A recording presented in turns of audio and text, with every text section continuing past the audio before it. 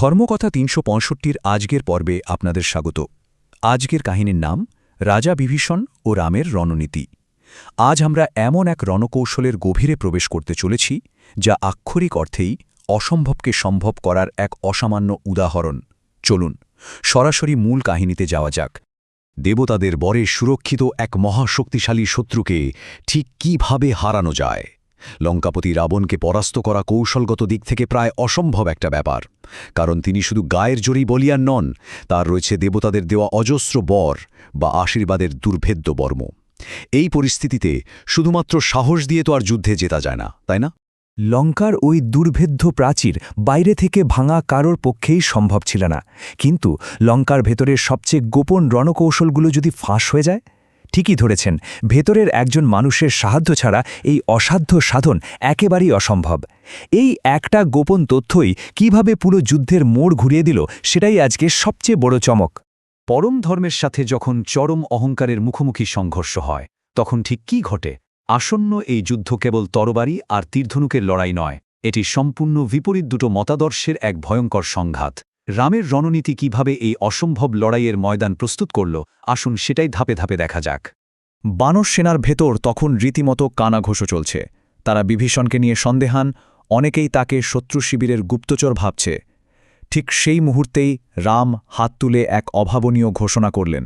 বললেন, এই মুহূর্ত থেকে বিভীষণই লঙ্কার বৈধ রাজা। পুরো বানর সেনা স্তম্ভিত। তবে সবচেয়ে আশ্চর্যের বিষয় হল, রাম কিন্তু ক্ষমতা দখলের লোভে এই কথা বলেননি। বিভীষণ নিজের দাদা রাবণের অন্যায়ের সঙ্গ না দিয়ে ধর্মকে বেছে নিয়েছিলেন, আর রাম সেই ধর্মের প্রতি তার চূড়ান্ত সম্মান জানালেন।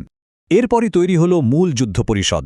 রাম, লক্ষ্মণ, সুগ্রীব, হনুমান, আর এখন তাদের সাথে যোগ দিলেন খোদ বিভীষণ। মাটিতে মানচিত্র আঁকা হতে লাগল, ছকা হল নিখুঁত সব পরিকল্পনা। আসলে এই মহাযুদ্ধের প্রথম লড়াইটা কিন্তু রণক্ষেত্রে নয়, শুরু হয়েছিল মস্তিষ্কের ভেতরে। বিভীষণ আশায় এই পরিষদ যেন এক নতুন দিশা পেল। বিভীষণ অত্যন্ত ধীর অথচ স্পষ্ট কণ্ঠে লঙ্কার প্রতিরক্ষার সমস্ত গুপ্ত তথ্য ফাঁস করতে শুরু করলেন। লঙ্কার প্রত্যেকটা প্রবেশদ্বার পাহারায় রয়েছে এমন সব সেনাপতি যাদের শক্তি আর দক্ষতা সত্যিই তুলনাহীন। এরা কেউ সহজে হার মানার পাত্র নয়।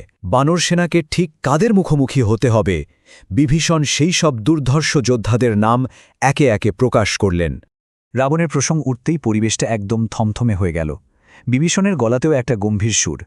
তিনি সবাইকে সতর্ক করে দিলেন যে রাবণ শুধু একজন রাক্ষসরাজ নন, তিনি দেবতাদের দেওয়া অনেকগুলো বরের শক্তিতে সুরক্ষিত। তাকে হারানো কোনো সাধারণ যুদ্ধের ব্যাপার নয়, এটা হতে চলেছে এক অতি মানবিক সংঘাত। এই ভয়াবহ তথ্যগুলো শোনার পর বানর সেনাপতিরা কিন্তু পিছপা হলেন না। সুগ্রীব এগিয়ে এসে প্রস্তাব দিলেন, পুরো বাহিনীকে ভাগ করে লঙ্কার চারদিক থেকে একযোগে আক্রমণ করতে হবে। হনুমানও তাতে সায় দিয়ে বললেন, আঘাতটা হানতে হবে অবিশ্বাস্য গতি আর বিপুল শক্তির সাথে। আর ওদিকে লক্ষ্মণ, তিনি শুধু শক্ত করে নিজের ধনুকটা চেপে ধরলেন। তিনি একেবারে প্রস্তুত। এই রণনীতিই হতে চলেছে লঙ্কার পতনের মূল চাবিকাঠি। চারদিকে যখন এত সব রণডঙ্কা, এত উত্তেজনাপূর্ণ আলোচনা চলছে, রাম কিন্তু তখন একদম নীরব। তিনি খুব শান্তভাবে সবার কথা শুনছেন ঠিকই, কিন্তু তার মনের ভেতরে লক্ষ্য শুধু একটাই, সীতা। সাম্রাজ্য জয় বা শত্রুকে হারানোর চেয়েও তার সমস্ত মন পড়েছিল সীতার কাছে। প্রত্যেকটা রণনীতি, প্রত্যেকটা পদক্ষেপ যেন ওই একটিমাত্র লক্ষ্যের দিকে এগোচ্ছিল। এই নীরবতা রামের সেই অসীম প্রেমেরই এক দারুণ প্রকাশ। অবশেষে নেমে এলো সেই চূড়ান্ত রাত। গোধূলির আলো নিপতেই সমস্ত অস্ত্রশস্ত্র নিখুঁতভাবে প্রস্তুত করা হলো।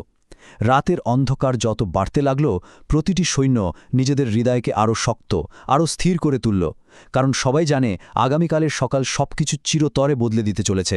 যুদ্ধের আগের এই অদ্ভুত নিস্তব্ধতা আসলে এক আসন্ন ঝড়েরই পূর্বাভাস। আগামীকাল সূর্য ওঠার সাথে সাথে লঙ্কার ওই ময়দানে শুধু যে দুটো সেনাবাহিনীর লড়াই হবে তা কিন্তু নয়। আসল সংঘাত ঘটবে দুটো চিরন্তন শক্তির, একদিকে ধর্ম আর অন্যদিকে রাবণের সীমাহীন অহংকার। এই যুদ্ধক্ষেত্রই নির্ধারণ করে দেবে লঙ্কার চূড়ান্ত ভাগ্য। এটা এমন এক মুহূর্ত যা শুধু ইতিহাস নয়, মানব সভ্যতার দিশাই বদলে দেবে। তাহলে শেষমেশ প্রশ্ন একটাই থেকে যাচ্ছে, লঙ্কার এই মহাযুদ্ধ যখন শুরু হবে, তখন প্রথম আঘাতটা কে হানবে? রাম আর রাবণের এই দুই বিশাল বাহিনী ঠিক কিভাবে একে অপরের উপর ঝাঁপিয়ে পড়বে, এই সমস্ত রোমাঞ্চকর প্রশ্নের উত্তর লুকিয়ে আছে আমাদের পরবর্তী অধ্যায়ে, যেখানে লঙ্কার আসল যুদ্ধ শুরু হবে। ধর্মকথা 365-এ প্রতিদিন শুনুন রামায়ণের এক নতুন অধ্যায়। মানব জীবনের ধর্ম, ন্যায়, ভালোবাসা ও ত্যাগের মহাকাব্য রামায়ণ এখন শুনুন এক নতুন ধারায়। ধর্মকথা 365 আপনাদের নিয়ে যাবে এক অনন্য যাত্রায়, যেখানে প্রতিদিন একটি করে নতুন পর্বে উন্মোচিত হবে এই অমর কাহিনীর রহস্য ও মহিমা। চলুন একসাথে শুরু করি এই পবিত্র যাত্রা, রাম, সীতা, লক্ষ্মণ ও হনুমানের চিরন্তন কাহিনীর পথে। প্রতিদিন নতুন পর্ব শুনতে ধর্মকথা 365 চ্যানেলটি সাবস্ক্রাইব করে আমাদের সঙ্গে থাকুন।